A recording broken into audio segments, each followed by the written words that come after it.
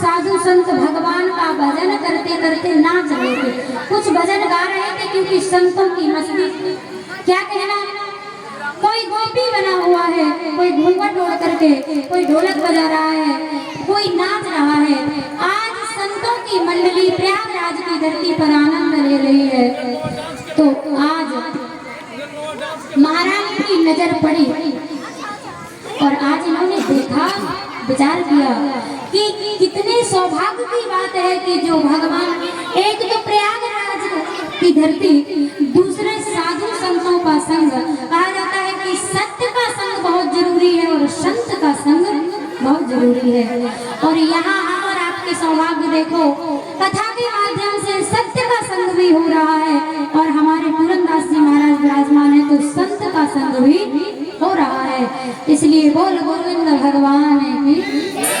आज महारानी ने देखा और महाराज से कहा, महाराज अगर आप आज्ञा दे दो तो एक बार मैं भी जाकर के झूमूं, मैं भी नाचूं।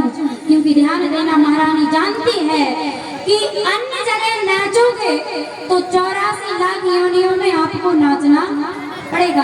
और जो भगवान के आंगन में, भगवान की कथा में, भगवान के भजन में नाच लेता है, फिर उसे कहीं नाचने की जरूरत नहीं होती। हमने देखा यही आपके राधापुर में एक दिन बारात आ रही थी तो लड़कियां, लेडीजें और ये लड़के सब एक साथ में नाच रहे थे। इतनी गर्मी, इतना पसीना पसीना बगल से बह रहा है, लेकिन नाचना बंद नहीं है। लेकिन कथा में मजाल है कि एक ने भी उठ करके तालियां बजा दी। क्यों?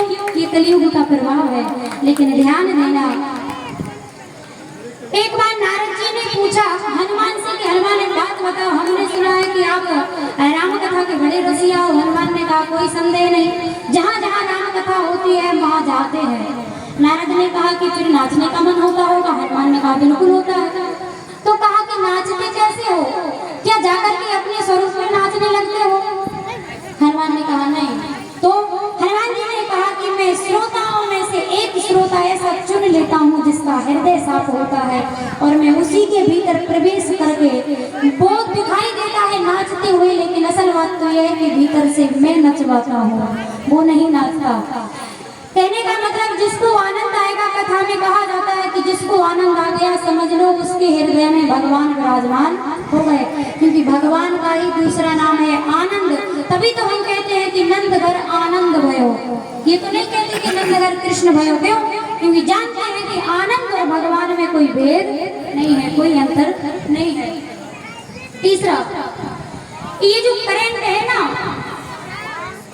इसको जब आप पकड़ोगे और जिसको ये करंट लगता है वो बोल नहीं पाता लेकिन हिलता बहुत है, हिलता रहता है जब तक करंट तार उसको पकड़े रहेगा। वो बोल नहीं पाता लेकिन हिलता बहुत है। ठीक उसी प्रकार भगवान की भक्ति का करंट जिसे लगता है वो बोल तो नहीं पाता लेकिन कथा में हिलता बहुत है। इसलिए 9 दिन हो गए हमें नहीं लगता कि किसी को करंट लगा है, एकदम डिस्चार्ज बैठ गए।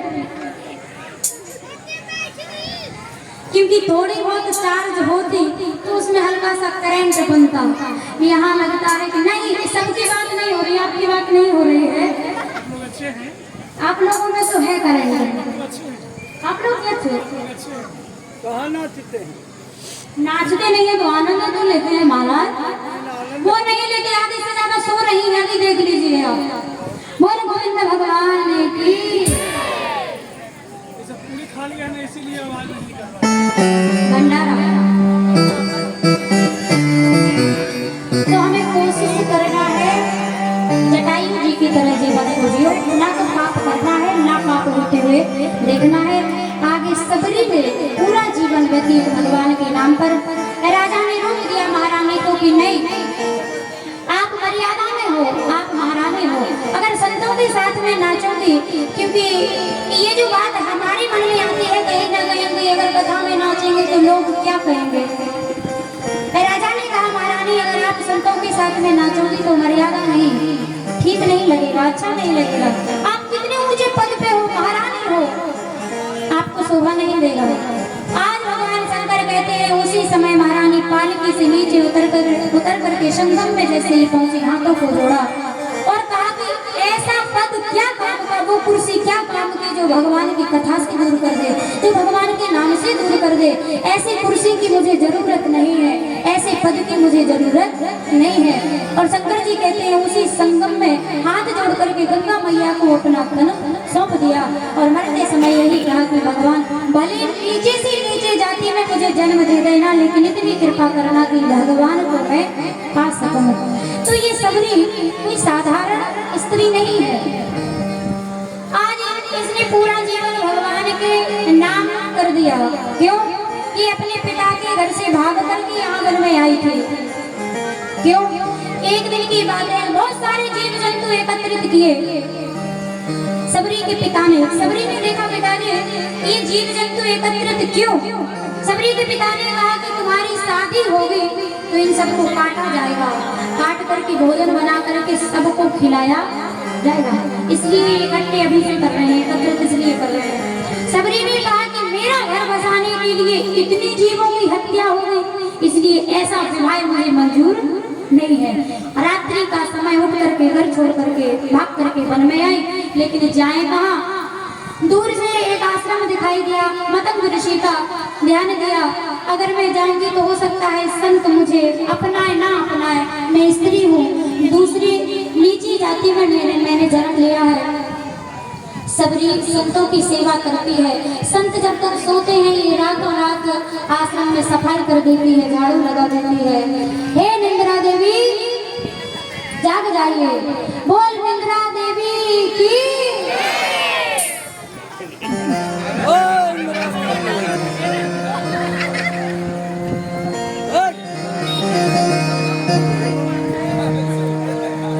पूरन बाबा इतना जतन करके, इतना कष्ट करके इस गांव में बड़ी जोर से बैठे हुए थे। जो यज्ञ करवाए हैं पूरन बाबा, तो इस ग्राम के ग्रामवासी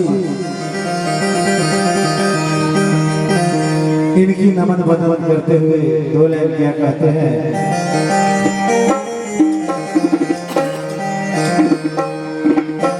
तेरे एहसान का बदला चुकाया जा नहीं सकता, तेरे एहसान का बदला चुकाया जा नहीं सकता।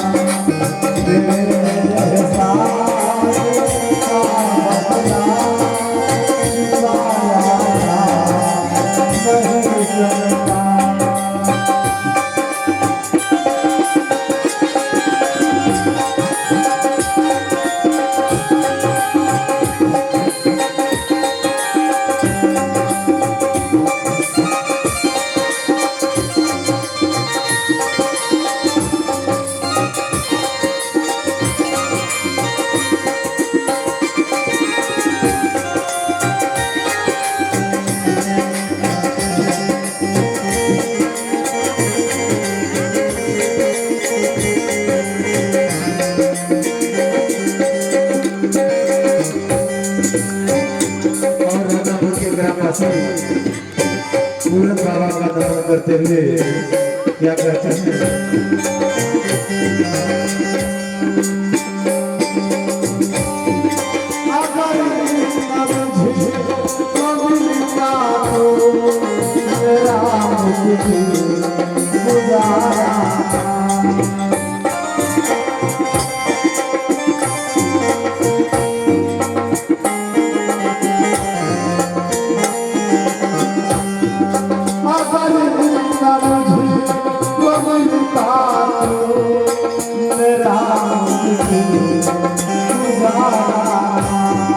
जब